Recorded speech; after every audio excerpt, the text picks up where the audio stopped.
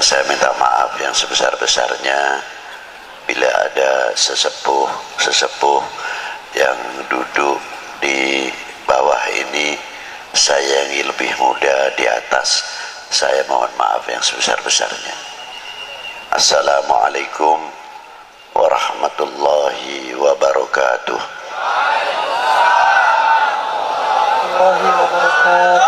Alhamdulillahil awwalu bila ibtida wal akhiru bila intiha, jami'us sifatil ulya wal izzati wal kibriya, wassalatu wassalamu ala imami ahli safai wal wafa, qutbil anbiya wal awliya, sayyidina wa maulana Muhammadin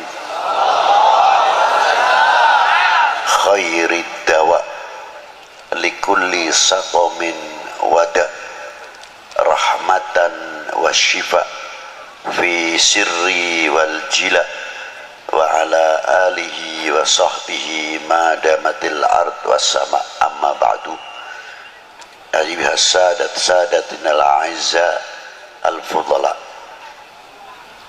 yang saya banggakan dan yang wajib saya cintai, saya hormati para sesepuh, bini sepuh, para alim ulama, para ajengan, hapunten anu seueur bising sing abdi henteu tiasa nganebatkeun salah hijina, lain kurang ngahormatan atau kurang mahabbah tisim kuring.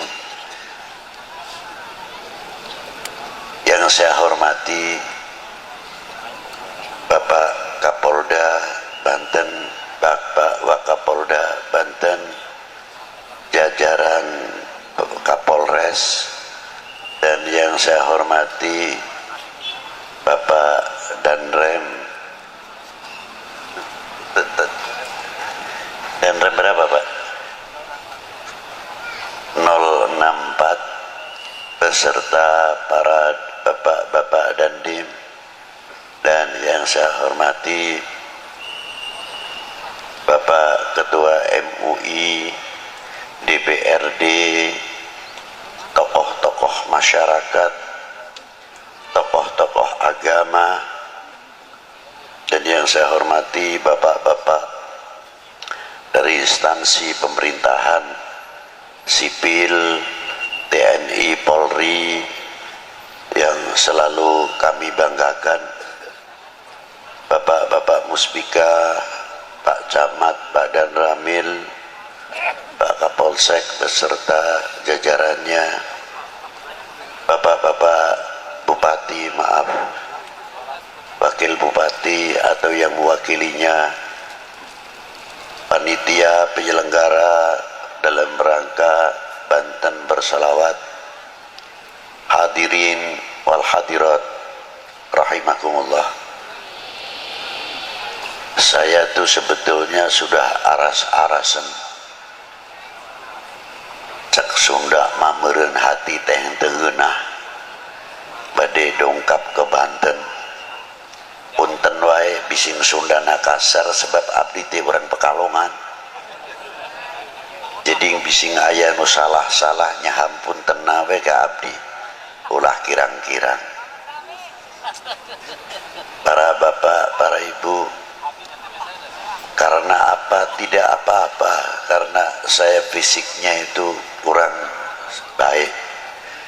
Tapi mendadak saya takut kalau dimarahi oleh Maulana Hasanuddin Banten. Takut kalau dimarahi Maulana Yusuf, lebih-lebih ayahnya Maulana Hasanuddin Banten, Qutbil Aqtab, Sayyidi Syekh Maulana Syarif Hidayatullah. Maka saya memohon dengan Allah, tawasul kepada beliau. Alhamdulillah, saya habis sholat Jum'ah jam 2, maghrib lebih sedikit jam 6:15 sudah masuk ke Cilegon. Itu diantara karomah para sesepuh-sesepuh di Banten ini. Ma'asyiral muslimina wa rahimakumullah. Apa sih sebenarnya sholawat itu? Kalau orang baca sholawat sudah banyak yang mengerti. Mungkin sholawat nariyahan, mungkin sholawat munjiat, dan sholawat-sholawat yang lain. Sholawat dengan ayatnya yang sangat terkenal, sangat populer. Innallaha wa malaikatahu yusholluna 'alan nabi. Ya ayyuhalladzina amanu shollu 'alaihi wa sallimu taslima. Ditafsirkan oleh Ibnu Hajar Qadil Iyad dalam kitabnya Asy-Syifa yang dikumpulkan oleh Sayyidi Syekh Muhammad Yusuf atau Sayyid Yusuf An-Nabhani di dalam kitab Sa'adatud Darain, diterangkan oleh Ibnu Hajar Al-Haytami Al-Asqalani dan Syekhul Islam Imamun As-Subki dan Abu Bakar Jalaluddin As-Suyuti, tokoh-tokoh yang sangat ma'ruf, menafsirkan innallaha wa malaikatahu yusholluna 'alan nabi. Salawatnya Allah kepada baginda Nabi khususiyah. Berbeda salawatnya Allah Ta'ala yang diberikan kepada nabi-nabi terdahulu sebelum Nabi kita Sayyidina Maulana Muhammad sallallahu alaihi wasallam.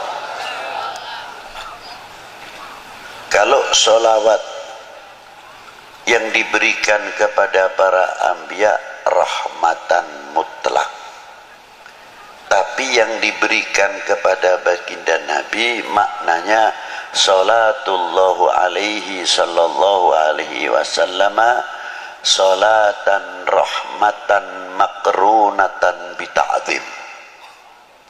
Berbeda sekali. Salawatnya Allah Ta'ala yang diberikan kepada baginda Nabi mengagungkan satu kehormatan yang luar biasa diberikan kepada baginda Nabi sallallahu alaihi wasallam. Lautan rahmat yang tiada bertepian,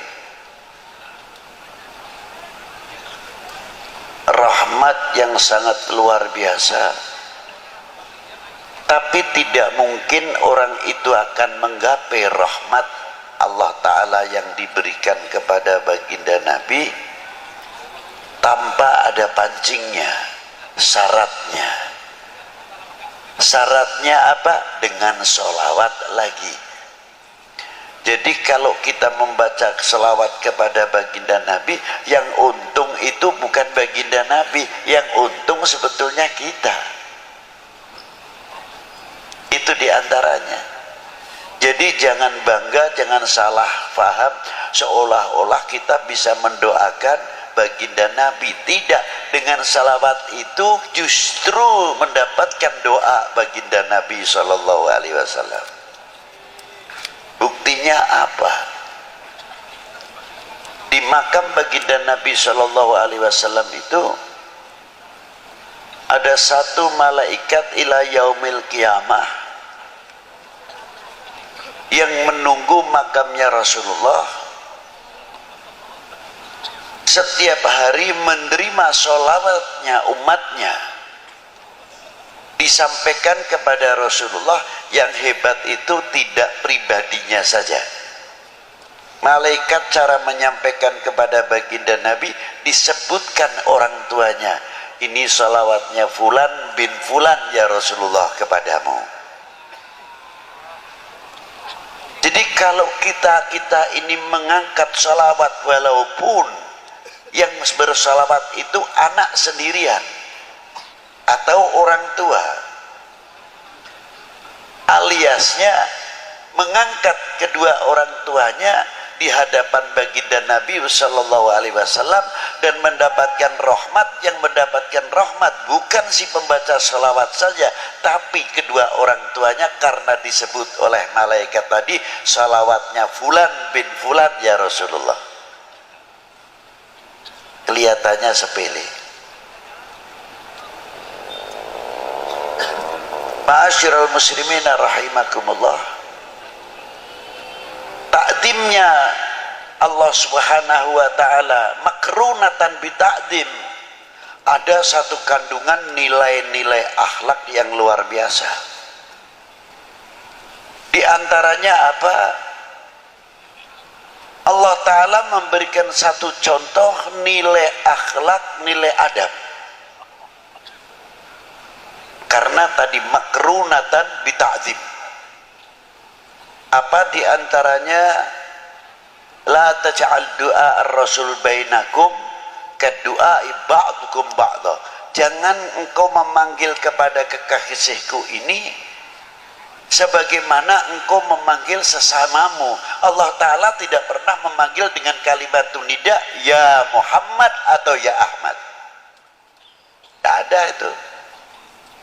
Coba dari mulai Bismillahirrahmanirrahim, Alif Lam Mim sampai kepada Qul a'udzu birabbin nas, tidak ada kalimat nida ya Muhammad atau ya Ahmad. Ada khobar wa ma Muhammadun illa rasul, begitupun pangkatnya Rasulullah di bawah illa rasul.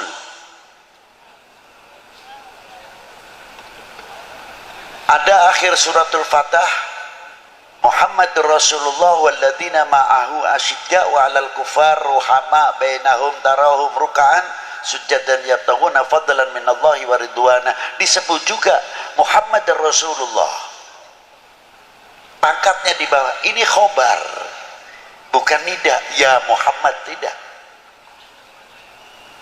Tapi panggilan Allah Ta'ala yang langsung kepada baginda Nabi sallallahu alaihi wasallam yang dipanggil apa?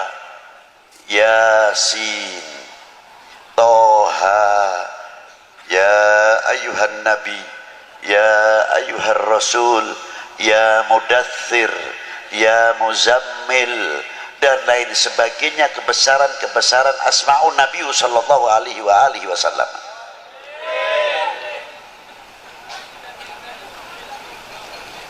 Itu diantaranya.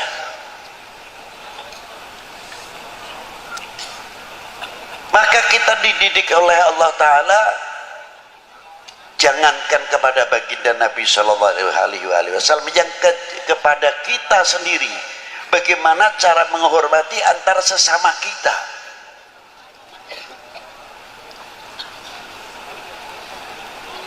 Ada bapak kepala desa, kita tahu namanya si A, umurnya jauh lebih tua saya, tapi beliau sudah mendapatkan kepercayaan oleh orang sedesa menjadi bapak kepala desa. Kalau saya tidak memberikan contoh yang baik, walaupun beliau lebih muda, umpamanya namanya si Fulan, kita harus menyebut Bapak Fulan mau kemana, Bapak Fulan dari mana. Inilah nilai-nilai akhlak.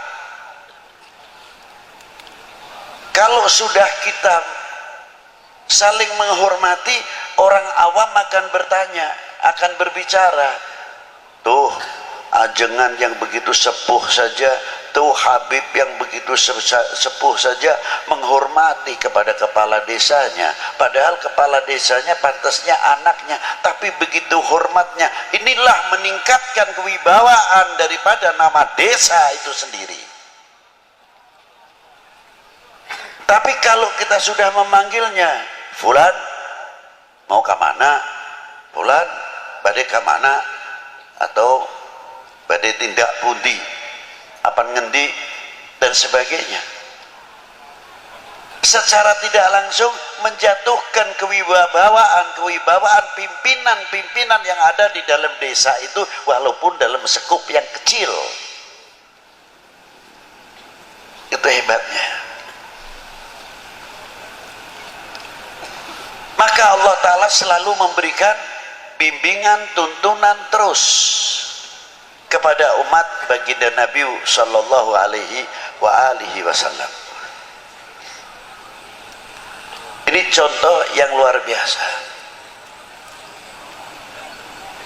Yang kedua, makna sholawat terhadap wa ala ali Sayyidina Muhammad.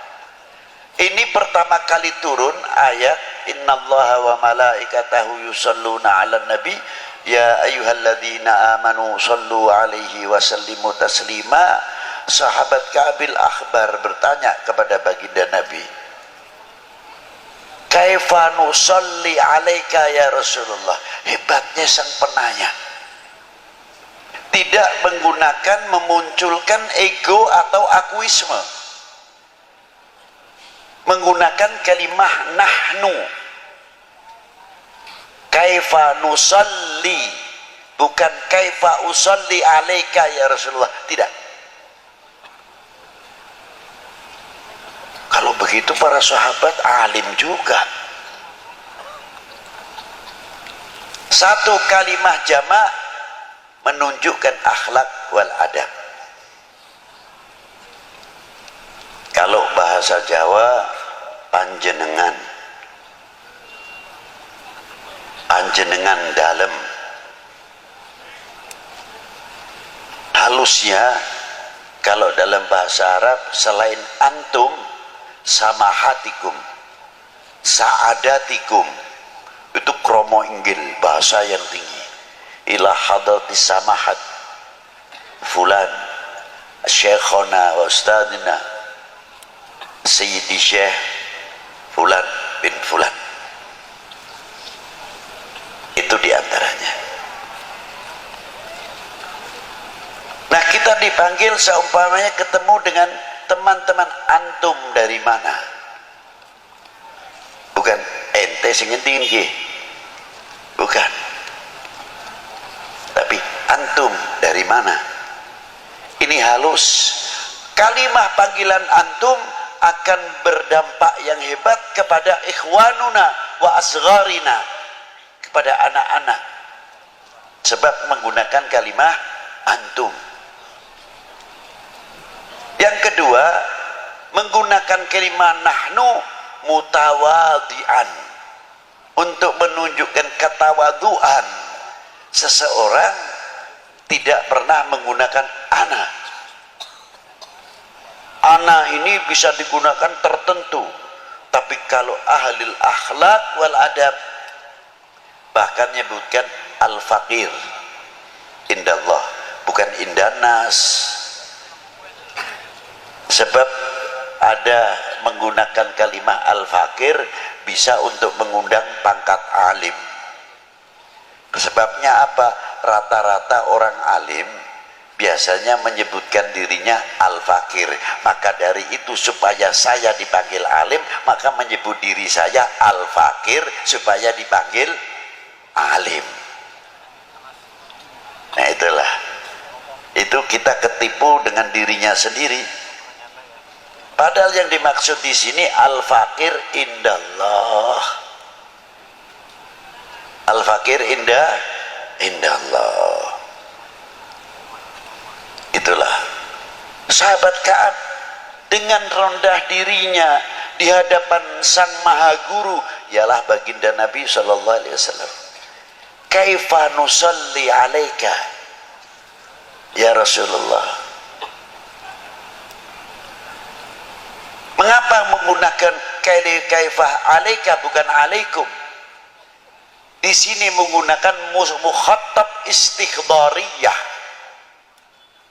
Seperti pada waktu kita sholat, at-tahiyyatul mubarakatus salawatut thayyibatu lillah.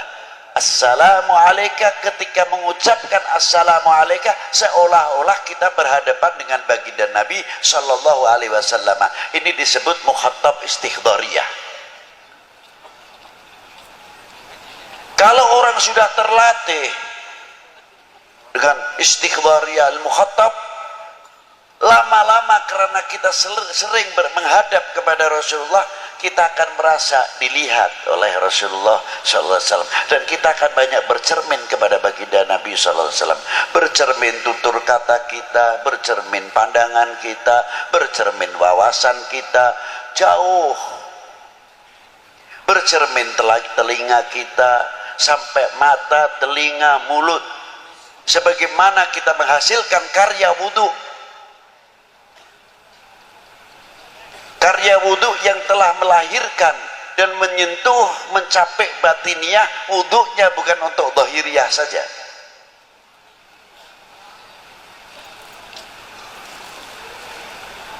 Muka kita ini belajar di wudhui setiap hari. Kalau kita hitung membasuh muka saja 3 kali, kali 5. Kalau setiap sholat wudhu sudah 15 kali. Kali 30 berapa? Berarti sudah 450 cuci muka dengan air wudhu. Sudahkah menyentuh batiniah kita atau belum? Kalau wudhu kita menyentuh batiniah kita, akan menghilangkan akuisme. Kun mutawadian, rendah diri.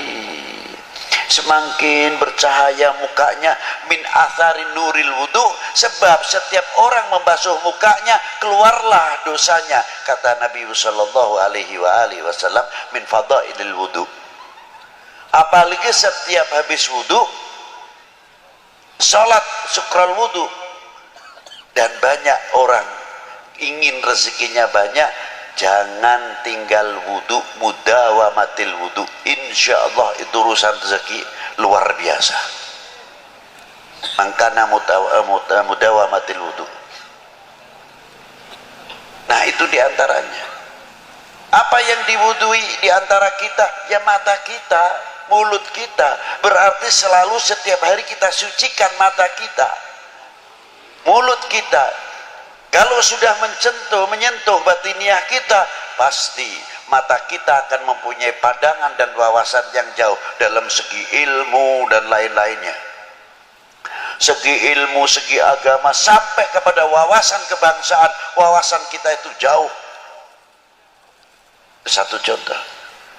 Dan yang kedua, akan menutup aib. Siapa? Min ikhwanunal mu'minin wal mu'minat wal muslimin wal muslimat, akan menutupi cacatnya, kekurangannya saudara kita mukminin wal muslimat dan saudara kita sebangsa setanah air. Karena di Indonesia itu ada dua persaudaraan. Yang satu, saudara kami seagama, sebangsa, setanah air. Yang kedua, saudara kami sebangsa, setanah air. Itu persaudaraan. Itu yang harus kita jaga, keutuhannya dan sebagainya. Ini dua. Mestinya kita pandai-pandai menutupi. Bukan berarti kita mendiamkan kejelekan atau keburukan, kesalahan, tidak. Kita nasihati sendiri. Jangan sampai orang lain, bangsa lain bertepuk untuk kita, karena kita membuka kekurangan-kekurangan apa yang ada dalam umat ini atau dalam bangsa ini. Di mata ini tugasnya. Yang kedua, telinga mempunyai filter,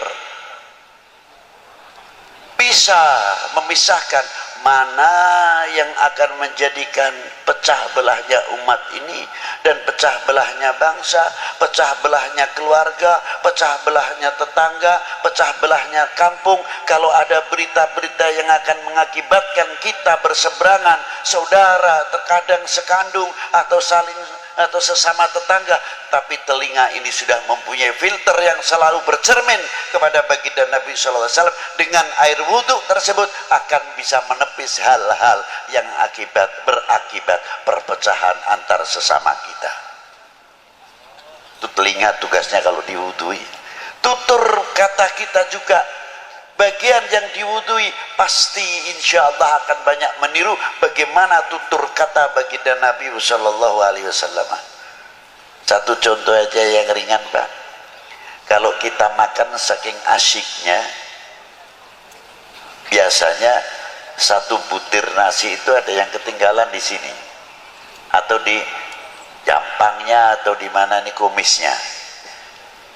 Sudah cuci tangan, terkadang kita tidak sadar, kita melihat, ya Allah, itu orang tua lagi, itu nasinya ada satu butir yang di sini. Kalau kita langsung menegur, tersinggung, Pak, itu ada nasinya gimana? Malu paling tidak. Segi nilai akhlak kurang baik. Walaupun toh itu benar, tapi orang yang pakai diplomasi, Pak, Bapak tadi punya peliharaan kambing adalah salah satu yang belum dimasukkan Pak. Ini orangnya cerdas. Iya belum, baru sambil begini sambil masukkan satu butir nasi itu tadi. Alhamdulillah sekarang sudah aman saya masukkan. Akhlak luar biasa. Di antaranya lagi orang menutupi aib saudara kita. Ada seorang perempuan tinggi besar, masuk ke rumahnya Khatimul Asam, entah itu waing, entah itu keberatan badannya, naik ke tingkatan rumah, dari beratnya bawah ikut bicara, prot gitu, kentut istilahnya. Ini perempuan malunya luar biasa, terus sipu-sipu, pucat dari rasa malunya. Khatimul Asam kebetulan di situ sambil baca kitab asyik. Akhirnya, Assalamualaikum. Khatimul Asam tidak menjawab, pura-pura nggak dengar. Maka disebut Asam itu tuli. Karena apa? Karena itu menutupi aib perempuan itu tadi. Sampai Assalamualaikum enggak. Setelah kitabnya dibunyikan keras Assalamualaikum, baru Waalaikumsalam gitu. Perempuan itu terus sadar, Alhamdulillah saya keras bersuara, beliau baru dengar. Berarti saya tadi kentut itu beliau tidak dengar saya. Alhamdulillah, lega hatinya. Jam itu Allah Ta'ala membuka pintu rahmatnya. Khatimul Asam diangkat oleh Allah Ta'ala menjadi walinya, sebab menutupi aib saudara mukmin kita. Itu asal usul terkenal Khatimul Asam. Ma'asyiral muslimin rahimakumullah. Dan selanjutnya sampai tangan yang diwudui, kaki yang diwudui. Kalau umat Islam benar-benar tangan yang sudah suci ini, ya maaf saja, tangan yang sudah bersih, menjalankan sholat 5 waktunya baik, tutur katanya baik, mukanya tabassum baik, dan lain sebagainya. Mungkin tangan yang bersih ini tidak mau kalau diajak korupsi. Sebabnya apa? Setiap hari sudah dibersihkan. Tapi karena kurang mendalami babul wudhu sama babul sholat, ya terkadang terpaksa menjadi oknum karena tidak tahu cara athar min atharil wudhu itu tadi. Nah, sahabat Ka'ab tersebut kita kembalikan kepada beliau dengan kalimah nahnu. Rasulullah menjawabnya apa? Qulu Allahumma salli ala Muhammad wa ali Muhammad. Jawabnya, pertanyaannya nusolli alaika, yang menjawab qulu. Karena ada apa? Apakah itu Rasulullah karena berdasarkan pertanyaannya Kabil Ahbar? Tidak. Berdasarkannya ayat juga, kalimahnya jamak. Ya ayyuhalladzina amanu sallu, maka Rasulullah di sini menjawabnya qulu. Sahabat Ka'ab pun tahu karena perintahnya Allah, ya ayyuhalladzina amanu sallu alaihi wasallimu taslima, maka kaifa nusalli alaika. Itu hebatnya antara sahabat dengan baginda Nabi sallallahu alaihi wasallam. Komunikasi yang sangat indah. Ananiyahnya, akuismenya sahabat Ka'ab tidak ada. Rasulullah pun memberikan contoh. Pada waktu kaifa nusalli alaika ya Rasulullah, Rasulullah berdiam, tidak langsung menjawab. Diam dulu. Setelah berapa saat Rasulullah membacakan salawatnya, Allahumma salli ala Muhammad wa ala ali Muhammad kama sallaita ala Ibrahim wa ala ali Ibrahim. Tidak menggunakan Sayyidina. Sahabat Ka'ab sebagai murid sedang dituntun, dibimbing oleh sang guru apa adanya. Rasulullah memberikan satu contoh, Allahumma salli ala Muhammad, murid pun mengikuti Allahumma salli ala. Tapi ketika keluar, sahabat Ka'ab tetap menggunakan kalafdu siyadah bidalil ana sayyidi waladi Adam.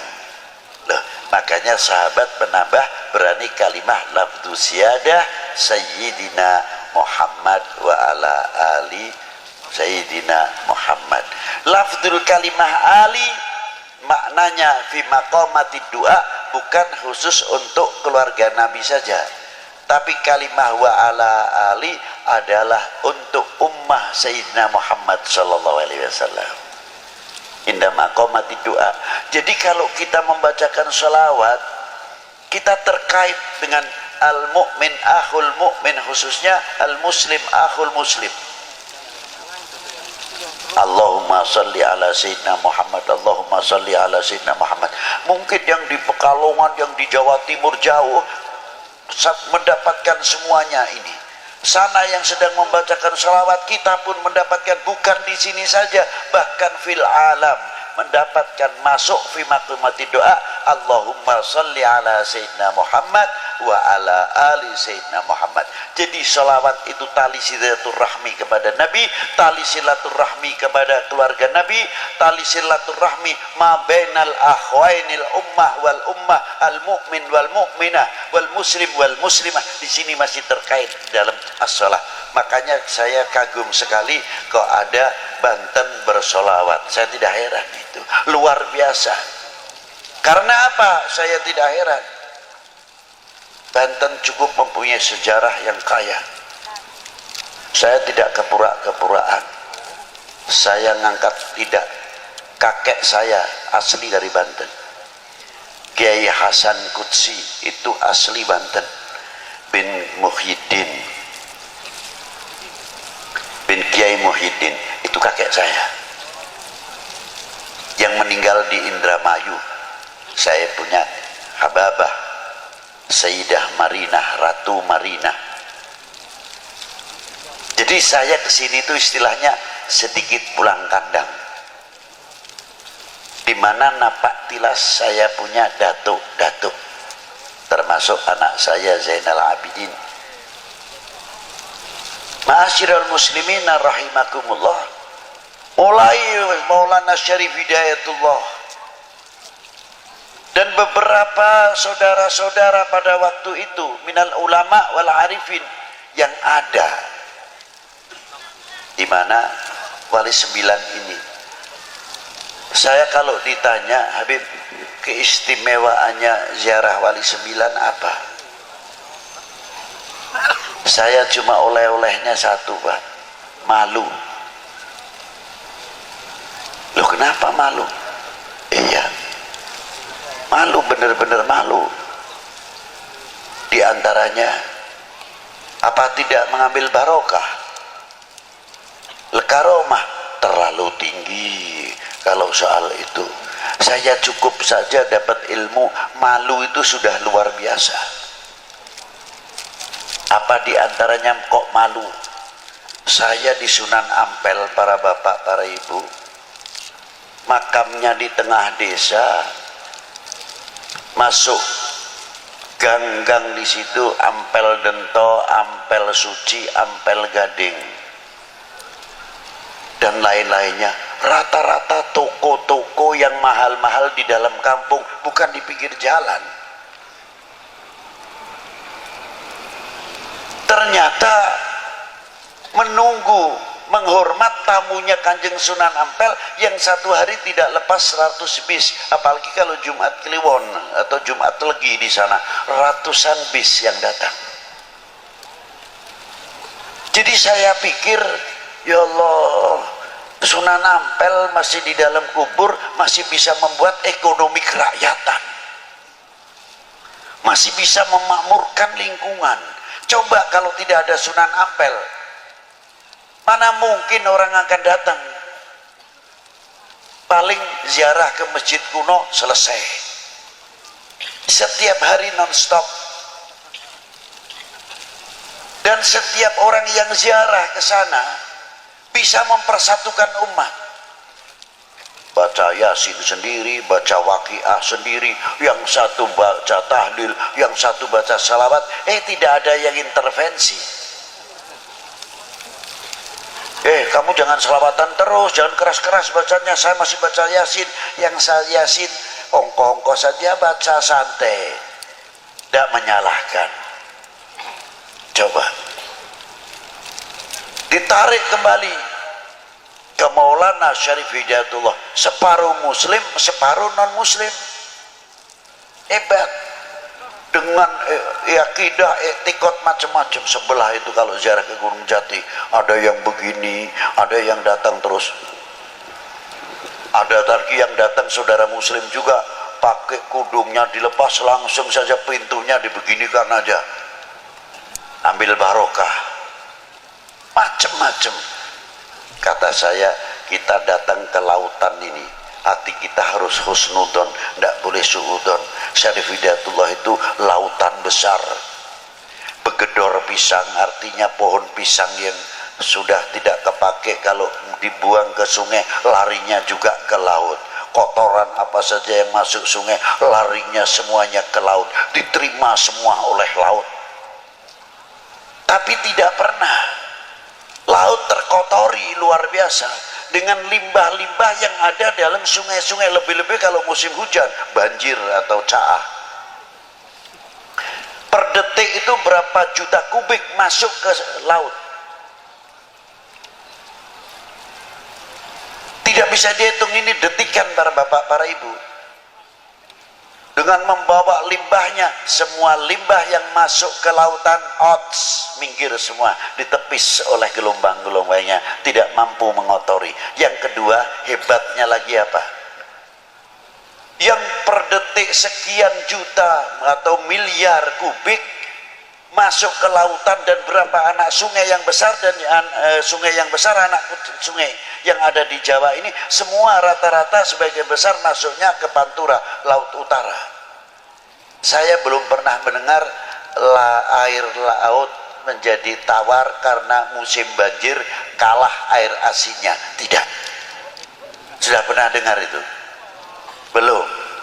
Berarti kalau kita pikir akal yang sehat, laut mempunyai harga diri, laut mempunyai jati diri, laut mempunyai kehormatan diri. Bagaimana kalau Indonesia ini, bangsa Indonesia meniru laut, tidak kalah dengan laut, mempunyai jati diri, kehormatan diri, kehormatan diri, jati diri bangsa, luar biasa. Allahu Akbar. Sallu ala Nabi. Jangan kalah dengan lautan, malu-maluin. Yang hebat lagi ikannya yang ada dalam laut. Meser ikan asin. Pantasnya yang hidup di daerah asin mestinya tidak usah dikasih garam lagi, sudah dijemur asin langsung, karena hidupnya di daerah asin, wilayah yang asin, tidak digaramin. Yang mau dimasak tetap digaramin, kalau tidak digaramin tetap tawar. Jadi saya pikir ikan pun di dalam laut bisa bermain dengan air asin, tapi tidak mempunyai intervensi terhadap asin. Asin pun tidak mempunyai intervensi terhadap ikan. Hidup berdampingan, damai, aman, tentram, pantas karena rahmatnya Allah Ta'ala turun. Allahu Akbar. Sallu ala Nabi. Itulah luar biasanya, saya kagum sekali. Tapi biasanya kalau kita lihat laut itu asiknya ikannya besar-besar, lihat kapalnya tidak sampai nerobos. Nah, ini kita belajar, berusaha memahami apa yang ada di dalam laut. Ya itu tadi. Aulia itu begitu. Jangan yang lihat datang ke Maulana Syarif Hidayatullah, sudah ini lautannya Allah Ta'ala, sudah kamu kita mau lihat lautannya atau lihat bangkainya atau lihat begedornya atau lihat sampahnya, lihat Maulana Syarif Hidayatullahnya, selesai. Harusnya begitu. Satu rombongan terkadang datang satu bis dengan bis Jawa Timur, Jawa Barat, terkadang dari luar Jawa dengan gaya tahlilnya yang macam-macam. La ilaha illallah, la ilaha illallah, la ilaha illallah, la ilaha illallah. Yang satu lain lagi kelompok ini, satu bus entah dari mana. Kalau tahlil berat Pak, di dada ini illallah, la ilaha illallah, la ilaha illallah. Yang belakang kelompok lain lagi illallah, la ilaha illallah, la ilaha illallah. Yang belakang lagi lebih ngebut illallah, la ilaha illallah, la ilaha illallah. Yang belakang lagi Allah, Allah, Allah, Allah.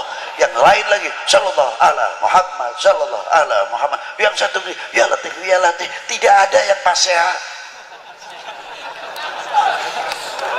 tidak ada yang tukaran. Berarti orang mati masih bisa mempersatukan umat, orang mati masih bisa mempersatukan bangsa, orang mati masih bisa memberikan tuntunan, bukan tontonan. Allah, Allah, Allah, sallu ala Nabi. Luar biasa. Maka saya malu kalau lihat Syarif Hidayatullah. Seumpamanya saya ceritakan, yang satu zikirnya la ilaha illallah, la ilaha illallah. Yang satu illallah. Kang, jangan begitu nih, dada saya sesek. Biasa saja tahlilnya, biasa seperti saya. Kata rombongan ini, saya itu mantepnya begini, sampai naongkong wae tulah niru-nuru. Yang sebelahnya satu rombongan lagi yang tahlilnya illallah, la ilaha illallah, la ilaha illallah. Tapi matanya kesana kesini, lihat ini dua rombongan pasya. Illallah, la ilaha illallah, la ilaha illallah. Ini ada-adalah. Rupanya yang ini tersinggung juga. Lu lagi ribut, kita masih begini, ente tambah ngebut. Kata yang ngebut, lo kalau saya tidak ngebut mana mungkin saya dapat banyak. Nah, itu. Enggak lama datang orang gede itu besar, pakainya speaker nih dikempit begini kan. Saya kira ini aduh, jangan-jangan suaranya orang sudah tinggi begitu tuh, top dah suaranya. Aduh, saya menyingkir aja dulu lah daripada kena suaranya speakernya, sebab orangnya begitu tinggi. Saya kira suaranya sama dengan tingginya. Enggak tahu, ilah hadratin Nabil Mustafa Sina Muhammadin sallallahu alaihi wasallam, Al-Fatihah. Loh, ada lagi ini namanya pengalaman ziarah di Maulana Syarif Hidayatullah, dan di mana-mana asik juga saya pikir gitu. Komplit, subhanallah. Di lingkungannya pasaran, ekonomi kerakyatan terbangun. Maka saya bertanya, saya pernah berbuat apa untuk umat ini? Saya pernah berbuat apa untuk umat ini? Saya telah mengisi apa tinggalan Rasulullah SAW? beliau luar biasa. Maulana Syarif Hidayatullah Wali Ibnul Wali wa Ibnul Wali Ibnul Wali Sibtun Nabi SAW Maulana Syarif Hidayatullah bin Imaduddin Abdullah bin Ali Nurul Alam bin Jamaluddin Hussein bin Ahmad Syah Jalal bin Abdullah Utmat Khan bin Amir Abdul Malik bin Alwi bin Malfaqi bin Muhammad Saib Marbat bin Ali Khalid Qasam bin Alwi bin Muhammad bin Alwi bin Ubaidillah bin Ahmad Al-Muhajir bin Isa An-Nagi bin Muhammad An-Nagi bin Ali Al-Uraidi bin Ja'far Sadiq bin Muhammad Al-Baqir bin Ali Zainal Abidin bin Husaini Sibti bin Ali bin Abi Talib wa bin Fatimah Zahra Al-Batul binti Rasulillah sallallahu alaihi wasallam Rasul. Faqala Nabi sallallahu alaihi wasallam ahli baiti kama tali safinatin Nuh, anak cucuku bagikan perahunya Nabi Allah Nuh. Alhamdulillah Banten mempunyai safinatun Nuh. Man raqibaha najah, barang siapa menaikinya selamat. Sebab safinatun Nuh, siapa beliau? Maulana Hasanuddin bin Syarif Hidayatullah wa Muhammad Yusuf bin Hasanuddin Al-Bantani bin Maulana Syarif Hidayatullah. Tubahlah beruntunglah kalian mempunyai paku di negeri ini. Tidak cukup di Banten saja. Ada seseorang wali besar ziarah ke Maulana Syarif Hidayatullah, namanya Al-Habib Alwi bin Muhammad bin Tahir Al-Haddad.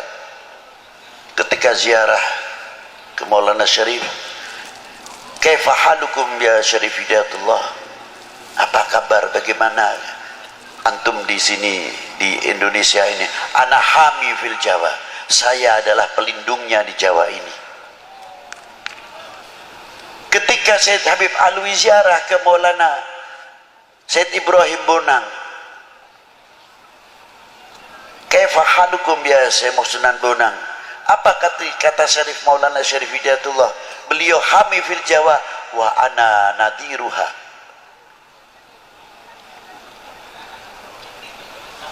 Direksinya artinya. Ketika ziarah ke Maulana Hashim Sunan Derajat, apa kata kakakku, adikku Maulana Ibrahim dan Syarif Hidayatullah? Beliau nadiruha wa hamiha, dijawab oleh Maulana Hashim Sunan Derajat, ana harisuha. Indonesia insyaallah selagi ada 3 orang ini insyaallah payung rahmatnya Allah Ta'ala luar biasa.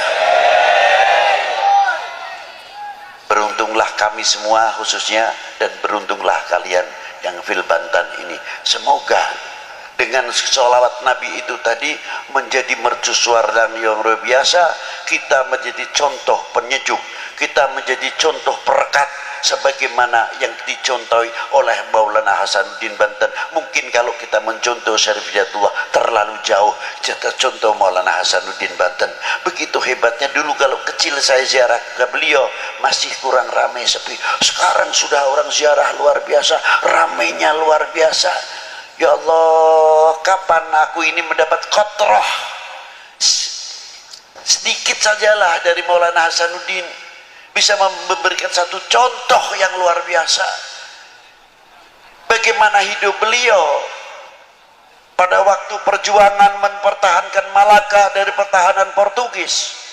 Bagaimana anaknya Sultan Abdul Fattah Adipati Yunus mengirimkan pasukannya untuk mempertahankan Indonesia daripada serangan Portugis yang sudah menduduki Malaka dan lain sebagainya.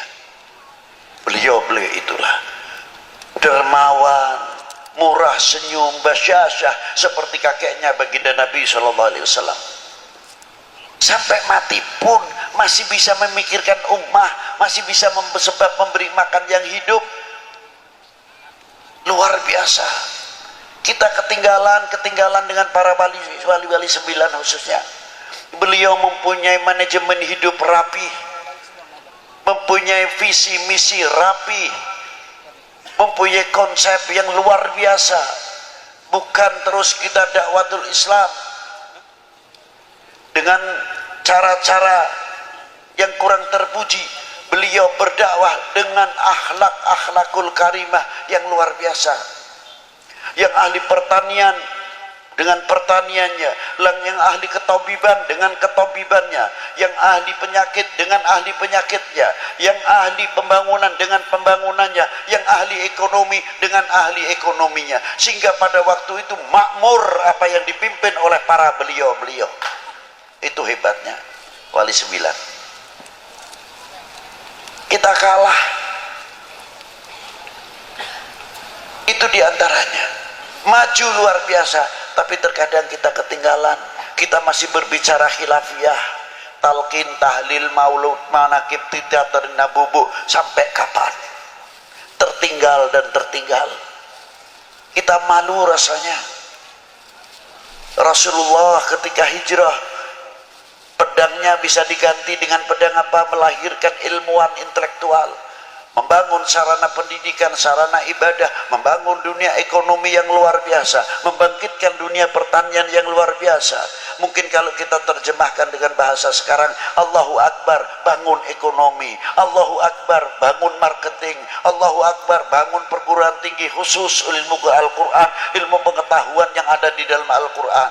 Allahu Akbar, bangun supermarket, Allahu Akbar, bangun mall, bukan Allahu Akbar, bangun khilafiyah. Dari sini ke sana, dari sana ke sini, talqin, tahlil, maulud, manakib, terus begitu dan begitu, tidak ada habisnya. Yang satu membid'ahkan, yang satu menjawab, yang dan lain sebagainya. Sedangkan bangsa lain membuat senjata yang hebat, membuat nuklir yang hebat, pesawat tempur yang hebat, pesawat-pesawat ataupun kapal-kapalnya yang luar biasa, canggih-canggih luar biasa. Kita tertinggal. Betul? Betul enggak? Tinggal. Belum pesawatnya untuk jamaah haji, yang bikin siapa? Ketinggalan lagi. Ilmu IT, antropolognya, astronominya, elektronya, ketinggalan semuanya. Obat-obatan sampai alat-alat kedokteran, siapa yang bikin? Kita ketinggalan juga. Yang bahas khilafiyah terus, sampai kefanatikan kita hampir pudar. Maaf, jangan tersinggung, maaf Bu, jangan marah ya, saya ngomong-ngomong seadanya aja. Seandainya kita itu fanatik dengan apa yang hasil bumi pertiwi ini, kita bisa mengejar ekonomi kita yang tertinggal. Karena apa? Hasil karya bumi pertiwi kita terangkat namanya. Ayo bareng-bareng dirubah supaya kita dapat nama. Kira-kiranya mau nggak? Dapat nama lo ini. Pasaran kita supaya baik. Dirubah, jambunya jambu Indonesia, jambunya jambu Banten, jambu Pandeglang, jambu Serang. Keluarkan kualitas yang luar biasa. Nanamnya di Indonesia, apa di Indonesia, yang dapat nama orang lain jambu Bangkok. Sampai ayamnya bertelur di sini, apa di sini, ayamnya ayam nasib. Kira-kiranya malu nggak? Kira-kiranya tertinggal kita. Duren Bangkok, duren motong. Ayo sedikit-sedikit supaya kita mempunyai kefanatikan terhadap bangsa ini. Jambu Indonesia, duren Indonesia, lele Indonesia. Lagi-lagi Bangkok, boro-boro gulanya masih tetap gula Jawa. Ini kalau sudah Jawa, gula Bangkok mati kutu deh. Ayo bangkitkan kembali supaya ekonomi kita bangkitkan, merasa memiliki handar beni kepada tanah air ini. Insya Allah ekonomi kita akan maju sebagaimana Maulana Hasanuddin saja dikubur masih bisa memberikan kesejahteraan kepada yang hidup, khususnya kepada lingkungannya. Inilah hikmah daripada as-shalah ala Nabi sallallahu alaihi wa alihi wasallam.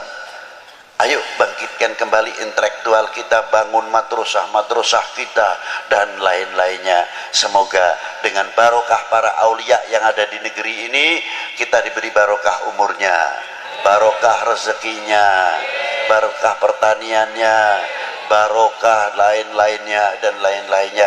Dan kita menjadi umat tidak akan memalukan para sesepuh kita. Kita jadi umat tidak akan memalukan para guru kita.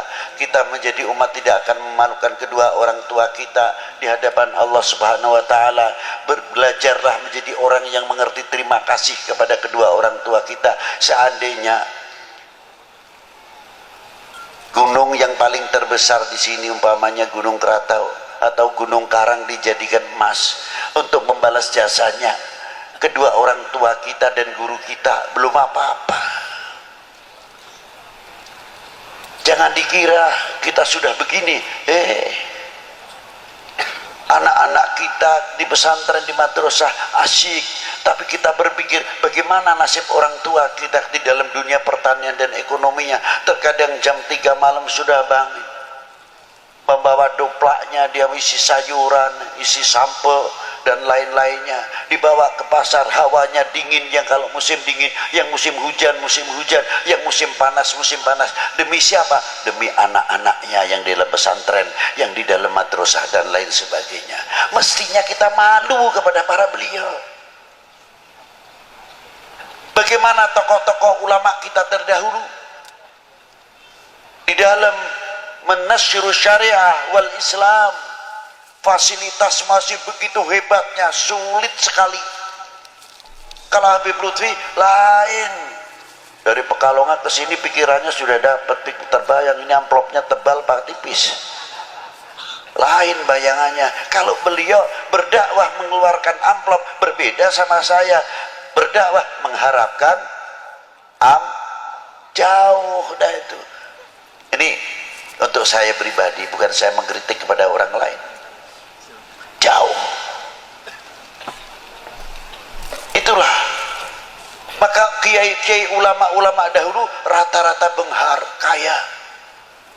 Luar biasa. Sebabnya apa? Santrinya banyak tidak bawa ongkos. Digembleng, dibina oleh para ajengan-ajengan kita. Sampai menjadi penerus-penerus ulama-ulama yang luar biasa. Santri-santri yang luar biasa. Dan Banten cukup melahirkan kitabnya yang belum tercetak saja masih 400 kitab lebih taklif dari Kiai Nawawi Al-Bantani. Itu Banten. Belum Syekh Abdul Karim, Mursyidut Tariqah Qadiriyah, dari Syekh Ahmad Khatib Sambas sampai ke atas. Orang yang lalai hatinya, yang kotor, dihias oleh Syekh Abdul Karim. Ala bidzikrillahi tatmainnul qulub. Tariqah itu untuklah pembersih hati. Sebab tempatnya takabur di sini, sebab tempatnya riya di sini, sebab riya tempatnya hasud di sini, dan segala-gala penyakit hati sampai penyakit ghaflah, lalai kepada Allah Subhanahu wa taala, sumbernya dari sini, yang memancar kepada otaknya, matanya, telinganya, sehingga kita menjadi orang yang lalai kepada Allah Subhanahu wa taala. Dibersihkan dengan pelantara Syekh Abdul Karim Al-Bantani melalui tariqah ala bidzikrillah tatmainnul qulub.